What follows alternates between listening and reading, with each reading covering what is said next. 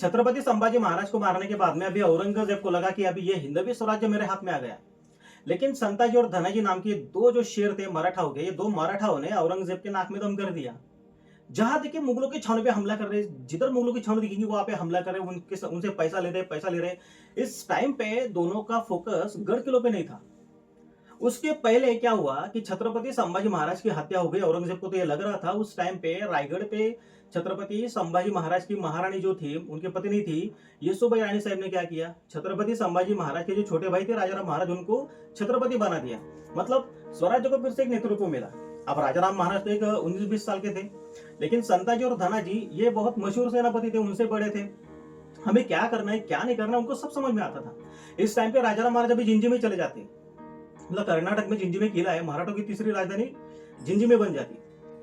अभी उस दौरान में संताजी और धनाजी दो शूर योद्धा थे, ये मराठाओं ने औरंगजेब के नाक में दम कर दिया। आगे जाके संताजीराव घोरपड़े की तो मृत्यु हो गई, दुर्दैव से वो मृत्यु था, वो बहुत बड़ा इतिहास हो चुका है, वो बात अलग है। लेकिन संताजीराव घोरपड़े के बाद में घोरपड़े घराने में से कौन था? उसके पहले अगर हम देखेंगे, छत्रपति संभाजी महाराज को संगमेश्वर में जब कैद हुई, वहां पे एक बैटल हुआ था। उस बैटल में संताजीराव घोरपड़े के पिताजी जो थे मालोजीराव घोरपड़े, उनकी वहां पे मृत्यु हुई थी। मालोजीराव घोरपड़े ये सरसेनापति थे, हम्बीरराव मोहिते के बाद में वो सरसेनापति बने थे। अब मालोजी घोरपड़े के बाद में संताजी घोरपड़े आए, लेकिन संताजी घोरपड़े बाद में कौन आया वो मालूम नहीं ना। संताजी घोरपड़े के पुत्र का नाम था राणोजी घोरपड़े। अब संताजीराव घोरपड़े का इतिहास हमें पता है, बहुत बड़ा गनिमी का उन्होंने किया था, जिसे हम गुरिल्ला वॉरफेयर बोलते हैं, जो छत्रपति शिवाजी महाराज ने हमें सिखाया था, बराबर। तो संताजीराव घोरपड़े ने औरंगजेब की छावनी पे जब हमला किया था, उसका सोने का जो कड़स होता है उसके छावनी का, जो उनका चांद वाला कड़स होता है, उसको काट के लेके चले गए। औरंगजेब को दिखा दिया कि हम डरने वाले नहीं है भाई, तेरे ही इलाके में आके तेरे को ठोक सकते हैं। लेकिन उसके बाद में औरंगजेब के इस बड़े पैमाने में सेनापतियों को, औरंगजेब की इतनी बड़ी सेना को किसने टक्कर दी? तो औरंगजेब की सेना को टक्कर देने वाले बहिरजी घोरपड़े भी एक थे। बहिरजी घोरपड़े यानी संताजी घोरपड़े के भाई थे, बराबर। अब बहिरजी घोरपड़े और राणोजी घोरपड़े अभी एक हो गए थे। अभी दोनों ने मिलके औरंगजेब के नाक में दम करना चालू कर दिया। संताजीराव घोरपड़े ने बस एक बार छावनी में हमला किया था, लेकिन राणोजी घोरपड़े ने 3 टाइम औरंगजेब के छावनी पे हमला किया था। यह हमें कहां से मिलता है? यह हमें मिलता है भीमसेन सक्सेना जो था, जिसने औरंगजेब के दरबार में तारीख दिलकुशा नाम का एक ग्रंथ रचा है, उसमें उसने उल्लेख करके रखा है।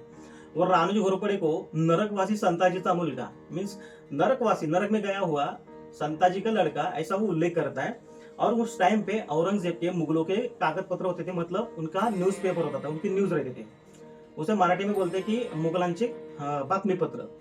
उसमें भी राणोजी घोरपड़े का ये पराक्रम हमें देखने को मिलता है। औरंगजेब के छावनी में 3 टाइम हमला करना भाई ये कोई आसान बात नहीं थी।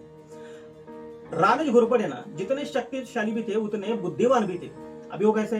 राणोजी घोरपड़े ने क्या किया, हमें तो लड़ना है, लेकिन लड़ने के लिए हमारे पास रसद होना बहुत जरूरी है। रसद मतलब क्या? रसद मतलब गेहूं, चावल, जो कुछ खाने की चीज रहेगी वो। अब राणोजी घोरपड़े और संताजी घोरपड़े क्या कर रहे?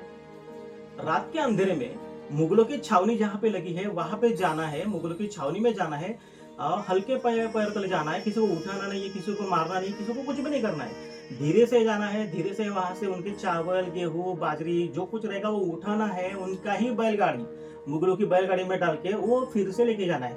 सुबह में मुगल देखते हैं तो क्या, यहाँ पे खाने के लिए तो कुछ भी नहीं है। अब लाखों की सेना यहाँ पे महाराष्ट्र में है। अभी एक टाइम पे अगर समझो एक छावनी में 50,000 की सेना होगी और 50,000 लोग ने एक एक भाकरी खाई, तो एक टाइम की भाकर कितनी हुई? 50,000 भाकरी बनाना है, सब्जी बनाना है, वो बनाना है। 2 टाइम की तो 1 लाख भाकर हो गई तुम्हारी। मुझे तो नहीं लगता है कि एक आदमी 1 भाकर खाएगा, 2-3 भाकर तो ऐसे खाएगा, लेकिन चलो पकड़ के चलो दिन में 1 लाख भाकर खानी है। तो अभी खाएंगे कैसे?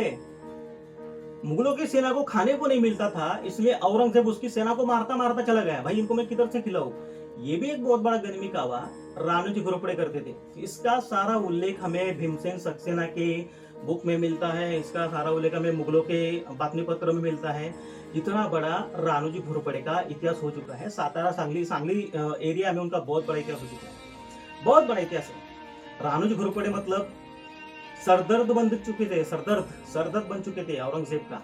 इतना बड़ा इतिहास है।